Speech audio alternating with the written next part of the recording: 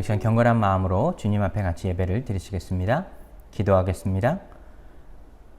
여호와를 경외하며 그의 계명을 크게 즐거워하는 자는 복이 있도다. 사랑의 하나님 감사합니다. 우리 매일의 삶에 주님을 경외하며 또 주님의 계명을 기쁨으로 지키며 살아가게 하여 주시옵소서. 주님께서 이미 우리에게 주신 그 구원의 은혜를 매일 기쁨으로 누리며 살아가게 하여 주시옵소서. 주님께서 우리 삶과 또 우리의 일생을 지켜 주실 것을 믿으며 모든 말씀 우리 구주 예수님의 이름으로 간절히 기도드렸습니다. 아멘.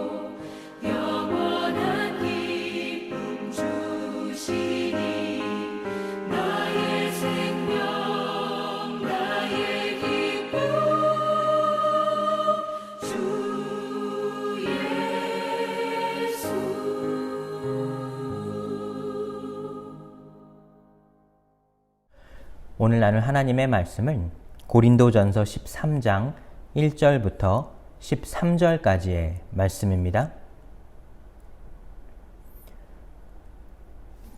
내가 사람의 방언과 천사의 말을 할지라도 사랑이 없으면 소리나는 구리와 울리는 꽹과리가 되고, 내가 예언하는 능력이 있어 모든 비밀과 모든 지식을 알고 또 산을 옮길 만한 모든 믿음이 있을지라도 사랑이 없으면 내가 아무것도 아니요 내가 내게 있는 모든 것으로 구제하고 내 몸을 불사르게 내줄지라도 사랑이 없으면 내게 아무 유익이 없느니라. 사랑은 오래 참고 사랑은 온유하며 시기하지 아니하며 사랑은 자랑하지 아니하며 교만하지 아니하며 무례히 행하지 아니하며 자기의 유익을 구하지 아니하며 성내지 아니하며 악한 것을 생각하지 아니하며 불의를 기뻐하지 아니하며 진리와 함께 기뻐하고 모든 것을 참으며 모든 것을 믿으며 모든 것을 바라며 모든 것을 견디느니라. 사랑은 언제까지나 떨어지지 아니하되 예언도 패하고 방언도 그치고 지식도 패하리라. 우리는 부분적으로 알고 부분적으로 예언하니 온전한 것이 올 때에는 부분적으로 하던 것이 패하리라. 내가 어렸을 때에는 말하는 것이 어린 아이와 같고 깨닫는 것이 어린 아이와 같고 생각하는 것이 어린 아이와 같다가 장성한 사람이 되어서는 어린 아이의 일을 버렸노라. 우리가 지금은 거울로 보는 것 같이 희미하나 그때에는 얼굴과 얼굴을 대하여 볼 것이요 지금은 내가 부분적으로 아나 그때에는 주께서 나를 아신 것 같이 내가 온전히 알리라. 그런즉 믿음, 소망, 사랑 이 세 가지는 항상 있을 것인데 그 중에 제일은 사랑이라. 아멘. 무더운 날을 지나가고 있습니다. 여러분 모두 건강 늘 유의하시고 하나님의 보호하심 아래 여러분의 가정과 일터가 하나님의 축복이 함께 하시는 그런 곳이 되시기를 축복하여 드립니다. 예수님과 동행하며 살아가는 우리 그리스도인들의 삶에는 성령의 열매를 맺게 됩니다. 앞으로 9주 동안은 이 성령의 열매가 어떻게 우리 삶에 맺히는지, 과연 이 성령의 열매가 무엇인지에 관하여 같이 말씀을 나누고자 합니다. 그렇다면 성경에서 말하는 많은 성령의 열매가 있는데 그 중에서 특별히 이 사도 바울이 말하는 이 성령의 9가지 열매가 있습니다. 갈라디아서 5장 22절에서 23절의 말씀을 보시면 오직 성령의 열매는 사랑과 희락과 화평과 오래 참음과 자비와 양선과 충성과 온유와 절제니 이 같은 것을 금지할 법이 없느니라 했습니다. 여기서 말하는 이 성령의 열매의 특징이 있습니다. 이 단어가 단수로 사용되었다는 것입니다. 한글이나 영어에서는 이 열매로 사용해도 사실 문맥상 전혀 문제가 없습니다. 하지만 이 헬라어의 문법적인 표현으로 생각해 보면 여기서 열매는 복수인 열매들로 사용되어야 합니다. 즉 성령의 열매들은 이렇게 사용되어야 합니다.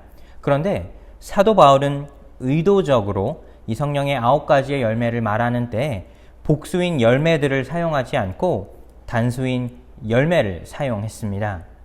왜냐하면 사랑, 기쁨, 화평, 인내 이 모든 것이 따로 나누어져서 따로 맺는 우리 삶의 열매가 아닌 어떻게 보면 한 번에 한 가지로 맺어지는 하나의 성령의 열매이기 때문입니다. 하나님의 말씀대로 누군가를 사랑하게 되면 우리는 그 안에서 기쁨을 느끼게 됩니다. 또 화평을 이룰 수 있습니다. 또 어떤 일을 견디며 참아내며 인내한다면 온유할 수 있고 또 절제할 수가 있습니다. 즉 성령의 9가지의 열매가 다 각자 다른 것 같지만 사실은 하나의 뿌리를 이루어 다 같이 자란다는 것입니다. 사랑하며 기쁨이 없을 수 없습니다. 또 인내할 때 우리는 화평할 수 있습니다. 물론 이 모든 9가지의 성령의 열매를 동시에 경험하는 것은 사실 어려울 수도 있습니다. 하지만 하나님의 사랑을 입은 자로서 세상을 살아가며 연약한 부분이 있을 수 있지만 성령의 열매가 없는 삶은 사실 없을 수 없다는 사실입니다. 그렇습니다. 우리는 성령의 이 9가지 열매를 반드시 우리의 삶에 맺을 수 있어야 합니다. 오늘은 첫 번째 시간으로 우리 사랑에 관하여 같이 말씀을 나누고자 합니다. 오늘 우리가 읽은 이 고린도전서 13장은 어떻게 보면 그리스도인들과 비그리스도인들에게 가장 많이 알려진 성경의 구절이라 할 수가 있습니다. 흔히 결혼식에서 읽혀지기도 하고 또 노래로, 시로 혹은 영화에서 사용되기도 했습니다. 그런데 이 사랑장이라 하는 이 고린도 13장은 종종 잘못 해석되어지기도 합니다. 고린도 13장에서 말하는 이 사랑은 우리 인간의 연약한 사랑이 아닌 하나님의 온전한 사랑을 말하는 것입니다. 우리에게 너무나 익숙한 또 아름다운 이 하나님의 사랑이 우리 인간의 사랑으로 들어오게 된다면 사실 이 고린도 13장의 이 사랑의 말씀이 우리에게 실현 불가능한 말씀이 될 수 있다는 사실입니다. 그래서 그 안에 담겨진 진정한 사랑의 의미도 퇴색해 버릴 수가 있습니다. 그렇다면 오늘 본문 이 고린도 13장에 담겨진 사도 바울이 말하는 이 사랑의 의미는 또 이 사랑이란 과연 무엇일까요? 우리는 먼저 이 고린도 교회, 이 고린도 편지가 쓰여진 그 배경을 알아봐야 합니다. 고린도 도시는 이 에게해와 이 아드리아해를 연결하는 이 좁은 이 지협에 위치한 이 항구 도시였습니다. 바울이 이 도시를 방문할 그 당시에는 이 고린도는 이 정치적으로, 문화적으로 그 중심지를 이루었습니다. 무역과 예술과 공업의 중심지가 되었고 여러 많은 다른 곳의 사람들이 함께 모여 이곳에서 생활을 하게 되었습니다. 사도 바울이 고린도를 처음 방문하게 된 것은 이 2차 전도 여행 중이었습니다. 바울은 그곳에서 한 1년 반여여 기간을 머물면서 고린도 교회를 세우게 되었습니다. 이 고린도 교회의 특성상 소수의 유대인들과 상대적으로 이 다수의 비유대인들, 즉 이방인들이 함께 모여 신앙 생활을 하게 되었습니다.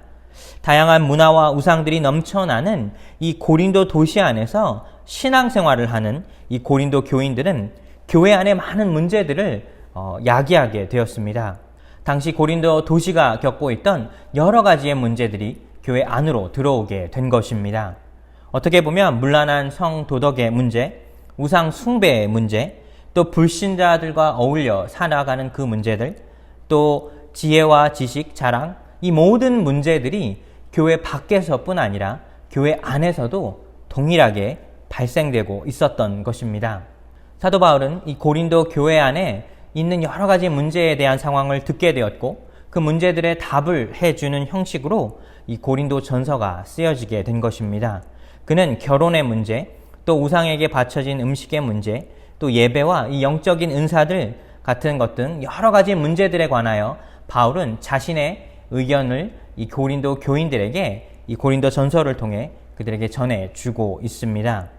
그러나 근본적인 문제는 교회 안에서의 분쟁이 있었던 것입니다. 교인들은 아직도 옛사람을 버리지 못하고 이 교회 안에 많은 문제들이 생기게 되었고 사도 바울은 이 성도들에게 그들은 세상과 구별된 존재이니 세상과 구별된 방식으로 그의 삶을 살아야 한다 말하고 있는 것입니다. 고린도전서는 각자 다른 배경과 이 문화를 가진 그리스도인들이 어떻게 예수 그리스도 안에서 하나가 될 수 있는지를 우리에게 보여주고 있는 가장 현실적이고 실질적인 서신이라 할 수가 있습니다. 믿음 생활을 하며 당면하는 그런 문제들에 관하여 해결하는 그 실마리를 제공합니다. 사도 바울은 고린도전서 13장에서 사랑에 관하여 말하고 있는데 그가 말하는 사랑은 우리가 인간적으로 느끼는 감정이 아닌 그 감정에서 나오는 삶의 행동이라 할 수가 있습니다. 왜 그럴까요? 당시 고린도에서는 사랑을 고귀하고 귀중한 가치로 여긴 것이 아니라 오히려 문란하고 퇴폐적인 것으로 여겼습니다. 사도 바울은 당시의 문화와 완전히 반대되는 편에서 하나님의 사랑의 가치를 말하고 있습니다. 화려한 도시인 이 고린도에서 그리스도인들은 세상과 구별된 존재로서 하나님의 사랑을 이해하고 하나님의 사랑으로 다른 이들을 사랑해야 했다는 것입니다. 사도 바울은 이렇게 말합니다. 사랑은 오래 참고 온유하며 시기하지 아니하며 자랑하지 아니하며 교만하지 아니하며 이 모든 것들이 사랑의 감정을 말하는 것이 아니라 사랑으로부터 나오는 그 삶의 행동입니다. 사랑을 개인적으로 생각하는 우리 현대의 문화와도 완전히 반대되는 말씀을 하고 있는 것입니다. 그렇습니다. 하나님이 우리를 사랑하는 방식은 감정적으로 우리를 사랑하시는 것이 아니라 그 삶의 행동으로 우리에게 직접 사랑을 보여주셨습니다. 그리고 그 사랑이 예수 그리스도를 통해 우리에게 전해지게 된 것입니다. 많은 사람들이 하나님은 사랑이 많으시고 자비로운 분이라 생각합니다. 물론 맞는 말입니다. 하지만 그 말을 잘 생각해 보면 우리는 하나님의 모습을 그대로 잘 알려 하기보다는 내가 알고 싶은 또 내가 바라보는 하나님의 모습을 보려 하기만 한다는 것입니다. 하나님은 물론 사랑이시지만 사랑의 본질은 그 사랑 때문에 오히려 상대를 질책할 수도 있고 더 나아가서는 그 사랑 때문에 질투할 수도 있다는 사실입니다. 우리가 우리의 아이들을 정말 아끼고 진심으로 사랑한다면 바로 그 사랑 때문에 아이들이 잘못을 하거나 큰 어려움을 겪었을 때는 질책을 하기도 하고 또 혼을 내기도 합니다. 신명기 7장에는 하나님이 이스라엘 백성을 어떻게 사랑하시는지에 관하여 잘 기록되어 있습니다. 7절과 8절에 보시면 여호와께서 너희를 기뻐하시고 너희를 택하심은 너희가 다른 민족보다 수요가 많기 때문이 아니라 오히려 모든 민족 중에 가장 적으니라. 여호와께서 다만 너희를 사랑하심으로 말미암아. 하나님이 이스라엘 백성들을 사랑하시는데 그들이 다른 나라보다 비교해서 뛰어난 백성이기에 그 나라가 강대국이기에 그들을 사랑하신다고 말씀하시는 것이 아니라는 것입니다. 하나님은 이스라엘 있는 그대로 연약하나 또 약한 나라일지는 모르나 그들을 있는 그대로 사랑하신다 말하는 것입니다. 예수 그리스도를 구주로 믿고 하나님의 사랑 안에 살아가는 우리의 삶은 하나님이 우리를 받아주시는 삶이라는 것입니다. 사랑하는 여러분, 예수님 안에서 완전한 이 하나님의 사랑을 받으시고 또 완전한 하나님의 사랑을 통해 누군가를 사랑할 수 있는 우리 삶이 되어야 하겠습니다. 그런 예수님의 사랑을 바라보게 될 때, 또 예수님의 사랑이 내 삶에서 나타나게 될 때 우리는 우리 안에 많은 성령의 열매를 맺을 수가 있습니다. 고린도전서 13장 1절에서 3절까지는 왜 그리스도인의 사랑이 다른 무엇보다 더 중요한지에 관하여 말하고 있습니다. 사도 바울은 아무리 방언을 말하고 예언을 하고 모든 비밀과 지식을 알아도 또 산을 옮길 만한 믿음이 있어도 가난한 자들을 구제하고 내 몸을 불사르게 내줄지라도 사랑이 없으면 아무 유익이 없다 말했습니다. 여기서 사도 바울은 이 성령의 은사들, 즉 예언하는 능력, 가르치는 능력, 구제하는 능력, 또 많은 영적인 은사들을 순서대로 나열을 하게 되는데, 그러나 이 모든 것들이 사랑이 없다면, 하나님의 사랑이 없다면 그것은 종교 활동에 불과하다 말하고 있습니다. 즉 우리가 바쁘게 전도하고 교회 안에서 말씀을 가르치고 설교하며 예배를 인도할지라도 이 모든 것이 하나님 보시기에 믿음으로 생활을 하는 것이 아니라 단순히 종교의 활동으로 남을 수 있다는 사실입니다. 우리는 이 말씀을 기억할 수 있어야 합니다. 하나님의 사랑이 없는 우리 그리스도인의 삶은 아무런 능력이 없는 그런 빈 껍데기와 같다는 사실입니다. 생각해보면 세상의 모든 종교는 저마다 종교 활동이 있습니다. 타 종교인들도 방언을 하기도 합니다. 자신들의 그 가르침을 남들에게 전하기도 하고 또 가난한 자들을 위해 구제합니다. 또 자신들의 믿음을 지키려 희생하기도 합니다. 하지만 사도 바울이 말하는 이 하나님의 사랑이 없이는, 또 하나님의 사랑이라고 하는 것은 이 모든 종교 활동을 뛰어넘는 하나님의 사랑으로 말미암아 우리 삶에 실천되는 하나님의 사랑의 삶이라 할 수가 있습니다. 사랑하는 여러분, 우리 삶에 가장 중요한 것이 있다면 우리는 하나님에게 먼저 이 하나님이 주시는 이 사랑을 깨달아야 한다는 것입니다.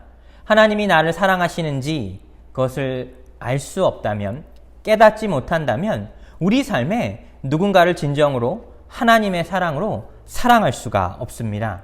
하지만 우리가 진정으로 하나님의 사랑을 깨닫는 삶을 살 수만 있다면 우리는 우리 삶에 함께 하시는 더 많은 하나님의 은혜와 또 성령의 열매들을 맺을 수 있다는 사실입니다. 사도 바울은 오늘 본문 8절에서 10절에 사랑은 언제나 떨어지지 아니하되 예언도 패하고 방언도 그치고 지식도 패하리라. 우리는 부분적으로 알고 부분적으로 예언하니 온전한 것이 올 때에는 부분적으로 하던 것이 패하리라. 우리 그리스도인들의 사랑은 실패하지 않는다는 사실입니다. 우리는 실패하는 사랑을 이 땅에서 많이 경험하기도 합니다. 누군가에게 마음을 주었지만 오히려 그 마음 가운데 돌아오는 것은 차가운 배신일 수 있습니다. 내가 상대방을 사랑했지만 상대방은 나와 동일한 마음을 갖지 않을 수도 있습니다. 우리 그리스도인들의 사랑은 상대방의 태도에 따라 변하는 것이 아닙니다. 아무리 상대방이 내 사랑을 거절할지라도, 심지어는 그 사랑의 자리를 떠날지라도 끝까지 함께할 수 있는 것이 바로 우리 믿음의 사랑의 방식입니다. 이 모든 것이 우리 인간적인 사랑으로, 그 사랑의 방식으로 사람을 대하는 것이 아니라 바로 예수 그리스도께서 우리를 위하여 보여주신 사랑의 방식입니다. 우리가 비록 하나님의 사랑을 거절할지라도 하나님은 끝까지 우리를 포기하지 아니하시고 우리를 사랑해 주시는 분이시기 때문입니다. 요한복음 13장 1절에 보시면 6월절 전에 예수께서 자기가 세상을 떠나 아버지께로 돌아가실 때가 이른 줄 아시고 세상에 있는 자기 사람들을 사랑하시되 끝까지 사랑하시니라.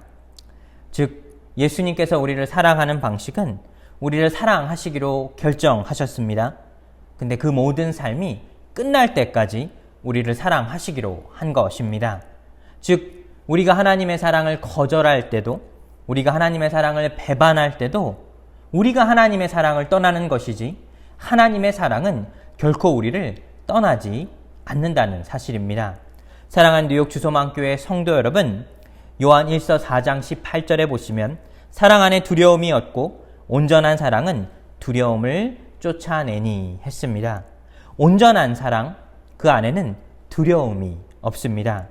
오늘날 세상의 사랑의 방식은 점점 개인적이고 또 퇴색되어 가고 있습니다. 누군가를 사랑하는 것이 마치 일종의 거래처럼 되어 버렸습니다. 하지만 예수 그리스도가 우리에게 보여주신 그 하나님의 사랑은 포기하지 않는 사랑, 끝까지 함께하는 사랑입니다. 이 사랑이 우리 안에 거하게 된다면 우리도 비록 세상 안에 실패하고 넘어질 수는 있으나 하나님의 사랑으로 인하여 우리도 다시 일어설 수 있으며 삶의 새로운 소망을 품을 수 있다는 사실입니다. 하나님께서 주시는 그 사랑을 기억할 수만 있다면 우리도 이제는 세상을 향하여 세상을 품을 수 있는 그 사랑의 마음을 가질 수 있다는 사실입니다. 오늘 한 주간의 삶을 사시면서 이 예수 그리스도의 사랑을 묵상하시고 이 예수님의 사랑이 여러분의 삶의 능력으로 나타나는 여러분의 삶을 사시기를 예수님의 이름으로 축복하여 드립니다. 같이 기도하겠습니다. 하나님 감사합니다.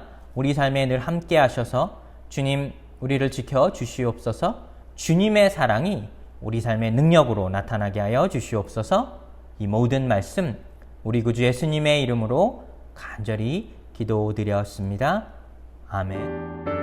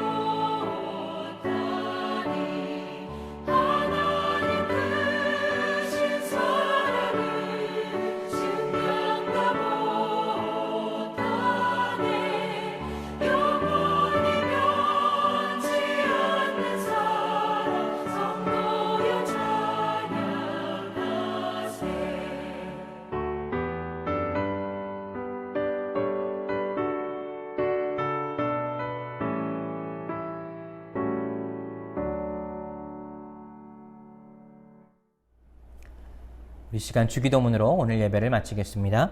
하늘에 계신 우리 아버지여, 이름이 거룩히 여김을 받으시오며 나라에 임하옵시오며 뜻이 하늘에서 이룬 것 같이 땅에서도 이루어지이다. 오늘날 우리에게 일용할 양식을 주옵시고 우리가 우리에게 죄 지은 자를 사하여 준 것 같이 우리 죄를 사하여 주옵시고 우리를 시험에 들게 하지 마옵시고 다만 악에서 구하옵소서. 대개 나라와 권세와 영광이 아버지께 영원히 있사옵나이다. 아멘.